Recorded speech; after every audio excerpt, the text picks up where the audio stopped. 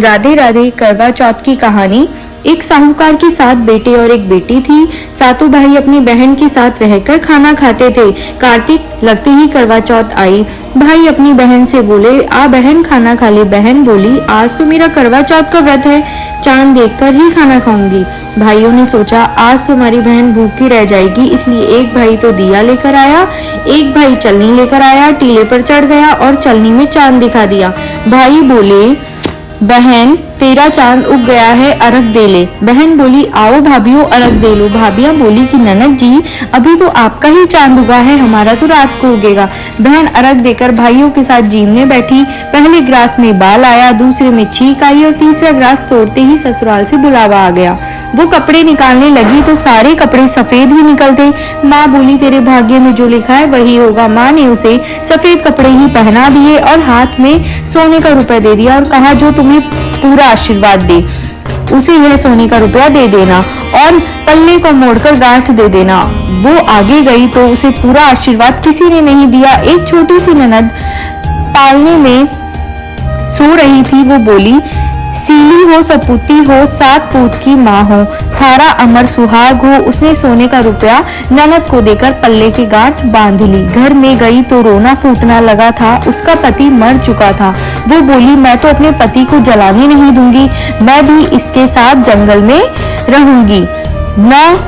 ननद रोज उसको जंगल में ही खाना दे आती। अब गाजती धोती माही चौथ आई। करवा ले 7 भाइयों की प्यारी, करवा ले दिन में चांद उगानी, करवा ले बहुत भूखी, करवा ले। माता वो मेरे पिछले जन्म के दुश्मन थे, मुझे मेरा सुहाग देना पड़ेगा। मेरे से बड़ी वैशाख की चौथ आएगी, उसके पैर पकड़ लेना। वैशाख की चौथ आई, उसके पैर पकड़ लिए तो चौथ माता बोली, छोड़ पापिन मेरे पाँव। वो बोली, माता वो मेरे भाई नहीं थे, पिछले जन्म के बैरी दुश्मन थे, आपको तो मेरा सुहाग देना ही पड़ेगा। मुझसे बड़ी भादवे की चौथ आएगी, उसके पाँव मत छोड़ना, अगर उसके पाँव छोड़ दिए तो तुझे कहीं जगह नहीं दे। भादवे की चौथ आई, करवा ले भाइयों की प्यारी, करवा ले दिन में चांद उगानी, करवा ले बहुत भूखी, करवा ले।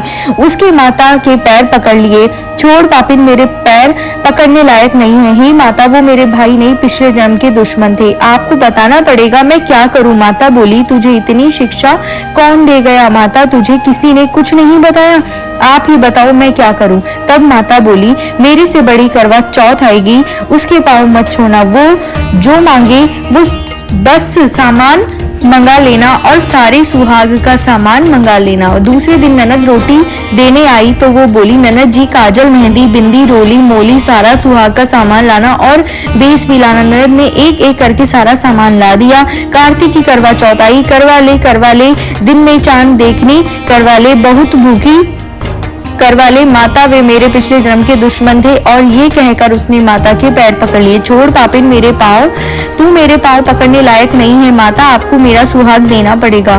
तेरे पास जंगल में सुहाग की क्या चीज है?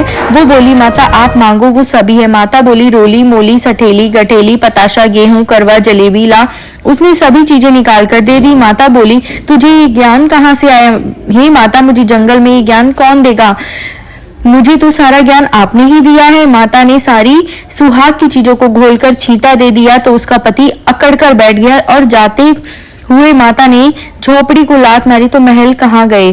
भाभी ने ऊपर से हवा लगाई, ननद जी आओ, हम तो यहाँ बैठे हैं। ननद ने पूछा, भाभी ये सब कैसे हुआ? भाभी बोली, रात में चौथ माता आई थी, वो ही ये कर गई है। आओ ननद जी माता जी को बोलो कि पुरानी चौथ का उज्जवलाओ और नई घड़ाओ और हमें गीत गाते लेने आओ। ननद माँ को जाकर बोली, माँ भाभी ने तो भाई को जिंदा करवा दिया। और भाभी बोलती कि उनको गीत गाते हुए लेके चलो। सासू गीत गाती बहू को लेने गई। बहू सास के पैरों में पड़ी, सास बहू के पैरों में पड़ी और दोनों एक दूसरे को कहने लगी, आपके भाग्य से ही सही हुए हैं। सासू बोली, बहू घर चलो और चौथ माता का उज्जमन करके सास बहू बेटे को घर लेकर आ गई।